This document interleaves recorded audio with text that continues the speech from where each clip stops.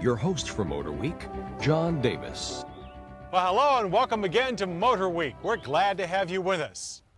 With sport utility sales burning up the charts, it's easy to see why every automaker wants to build one. They're popular and, more important, they're profitable.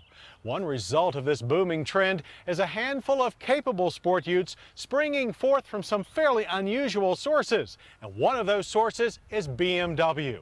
And its entry into the fray is called the X5.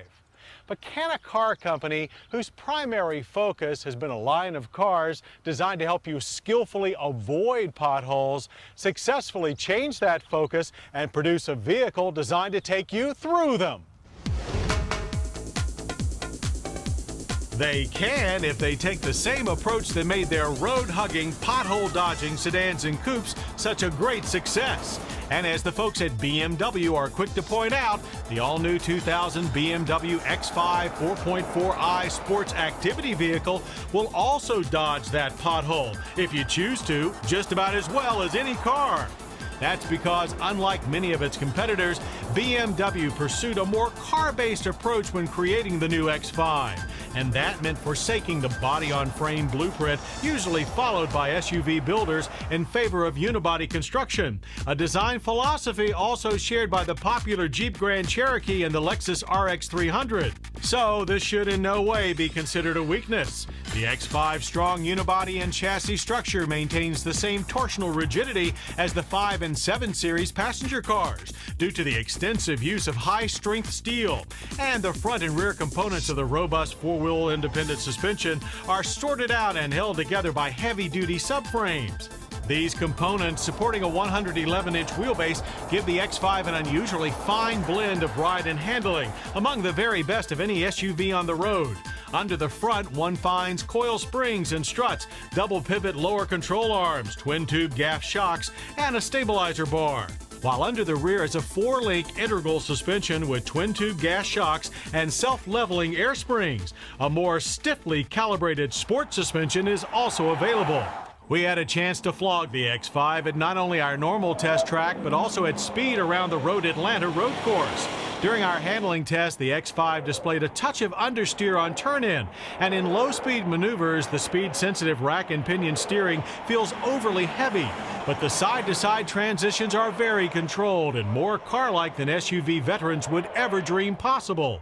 Of course, this BMW-style handling prowess is assisted by a wide variety of technical details like traction control and an electronic stability program.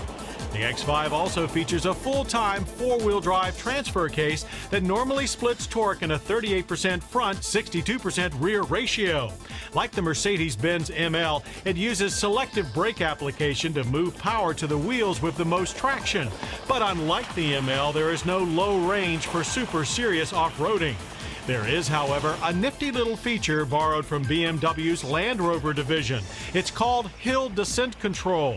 Activated with the touch of a button, HDC helps stabilize vehicle speed during steep descents by also using the ABS system. All told, the X5 has more off-road abilities than most buyers will need. The ABS system does a commendable job keeping the X5 4.4i stable under full braking, too. We managed stops from 60 in an excellent 117 feet. That's with 13.1-inch vented disc up front, 12.8-inch solids at the rear. Electronic brake proportioning and dynamic brake control are always on standby. Also on constant alert is the 4.4-liter double overhead cam 32-valve V8 under the hood.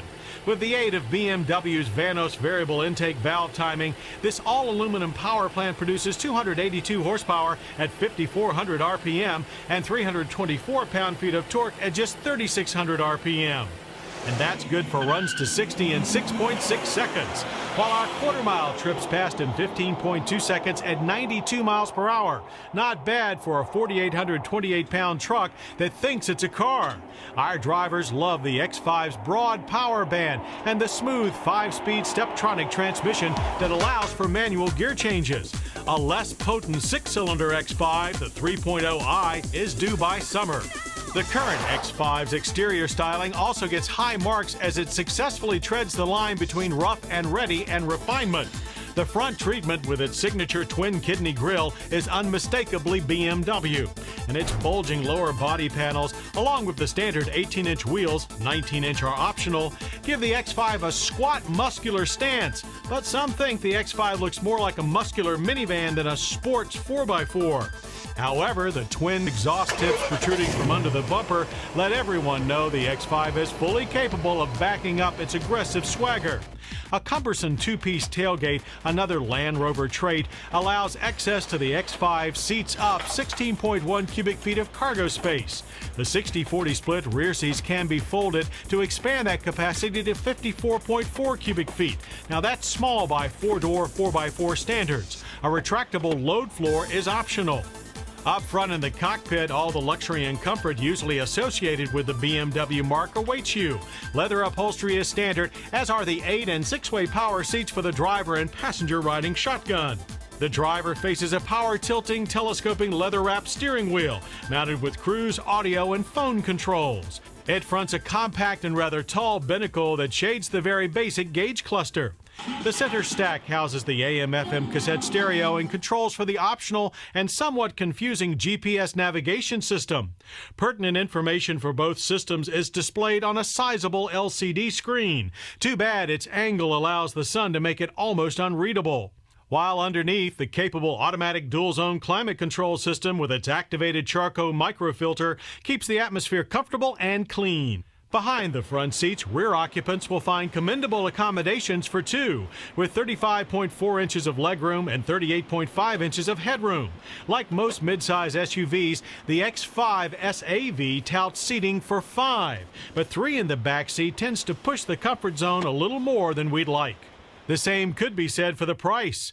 MSRP, including destination charges, is $49,970. That's about $5,000 more than the Mercedes ML430 without adding any options. Add a few of the X5 4.4i's desirable and pricey additions, and the top side of the $50,000 range approaches rapidly.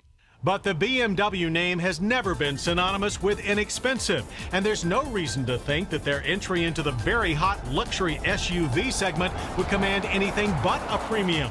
And should you choose to plunk down that premium price, you'll get not an SUV, but an SAV instead. One that's just as capable at dodging those potholes as it is running through them.